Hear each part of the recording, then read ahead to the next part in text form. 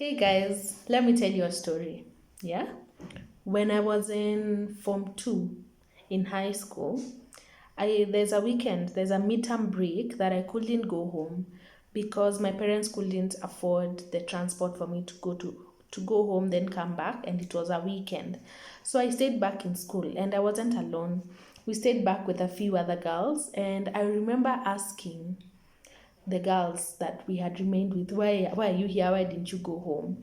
And one of them told me that she didn't go home because her dad and mom had separated and she didn't know which home to go to, so she decided to stay back in school.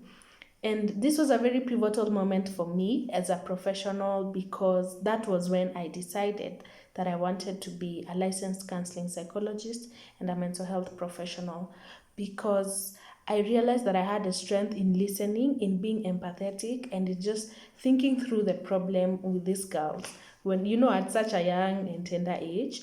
But now, fast forward to when I'm an adult. As a mental health professional, one of my biggest fears is losing a young person to suicide, because they have so much potential for growth, for opportunity to learn, to make mistakes, and to make such a huge impact should they receive the right kind of support.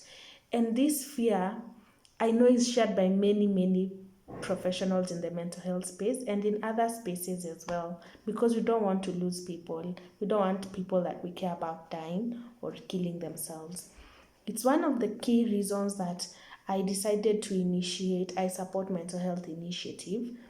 It's an initiative to offer free emergency counseling services to around 50 young people who are dealing with depression and suicidal ideation. Why? During these COVID-19 times, people have lost jobs, people have lost their sources of income, people's businesses have shut down.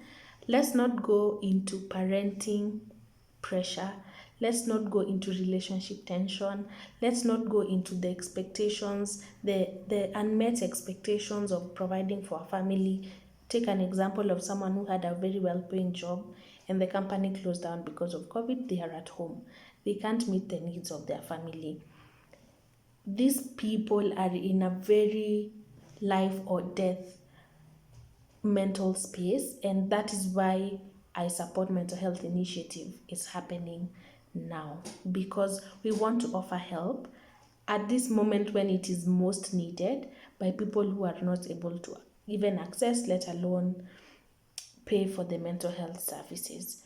We are all, please follow us on Facebook. Follow me specifically. Yes, I'm Sarah Mwindi on my socials, Twitter, Instagram, Facebook, and LinkedIn, so that you can see the videos that I'll be sharing, the information that I'll be sharing, but more importantly, so that you can get the link for sharing with that person who you know is in need of mental health services and they can't afford it, because we'll be rolling it out soon. They will be receiving care from accredited and licensed mental health professionals.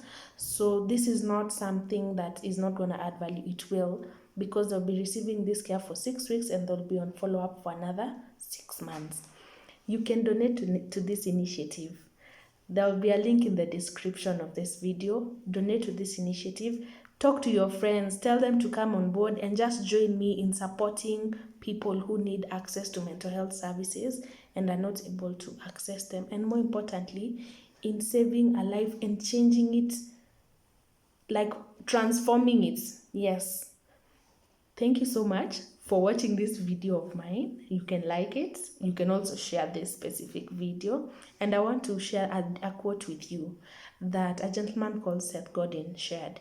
He said that this giving to such initiatives is for people who look at the problem. They don't look away. They don't say, I'm averting my eyes. No, it's for people who look at the problem and want to be a part of the solution. I hope you are that kind of person.